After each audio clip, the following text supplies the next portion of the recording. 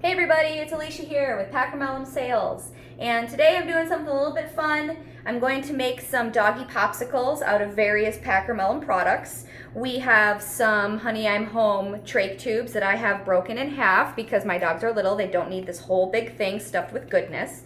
So we're gonna make some nice little cute chews for the dogs.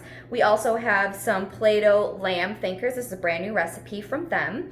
We also have a 6-inch Honey I'm Home bully stick. I'm gonna use this guy to make a really tough chew for one of my really aggressive chewers. And along with the yummy stuffables here, we're going to stuff it with some Grandma Lucy's freeze-dried pure formants, and this is the fish recipe. So hang out, we're going to have some fun here. So I added some water to my Grandma Lucy's, and I just added enough so that it's a kind of a nice thicker paste, because that's going to be easier for me to stuff the treats with.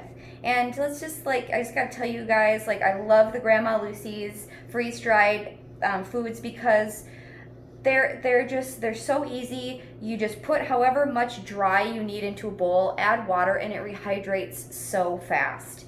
I'm not always the greatest meal prepper, so the fact that I can just give my dog some raw, wholesome goodness and it rehydrates in a snap just makes my life so much easier, and it makes it so they don't have to wait for their food because they're very impatient. I'm also very grateful for my Messy Mutts products. This is a Messy Mutts stainless steel bowl, and this is the spatula that comes with their licky mat. So everything is made for the pooches, including my little mess catcher here. So this is a a Tall Tales washable mat. These I usually use because one of my dogs has problems with peeing on rugs. So instead of puppy pads, we use these when I have to go back to work, and they work really well. You don't have to use a bunch of pee pads. You just keep washing this guy, and it works wonderful. Contains all of the mess, absorbs all of the mess, and then washes out. So this is this is just about ready to go. I think we're about ready to stuff. So I think the way that we're gonna do this is I'm going to just stuff my stick into the trachea, and then I'm going to fill it with the Grandma Lucy's. So here we go. Oh, see how that just slides right in there? Wonderful. So it's just soupy enough to where it'll kind of slide and fill up the whole trachea tube, but not so much that it just slides right through, and that's the key. We'll see if I lose any on the other hand. I'm getting it all over myself. Whatever, it is what it is. It's all human grade. I don't care. It's fine. There's no byproducts or anything really gross in here. So boom, there's one. And my dogs, like I said, are little, so they don't need this entire thing to be filled. That's just fine with them. Oh yeah, look, yummy, yummy. So I'm gonna stuff my super strong chewy now. Just gonna shove that right in there. Sometimes, if you really want to get it in there, it doesn't hurt to just kind of force it a little bit. Sorry, hopefully nobody gets motion sickness because I definitely shook the table. And we're just gonna keep right on stuffing. Ooh. I kind of wish I had children at the moment because I feel like a baby spoon would be a real useful tool for this particular part of the process.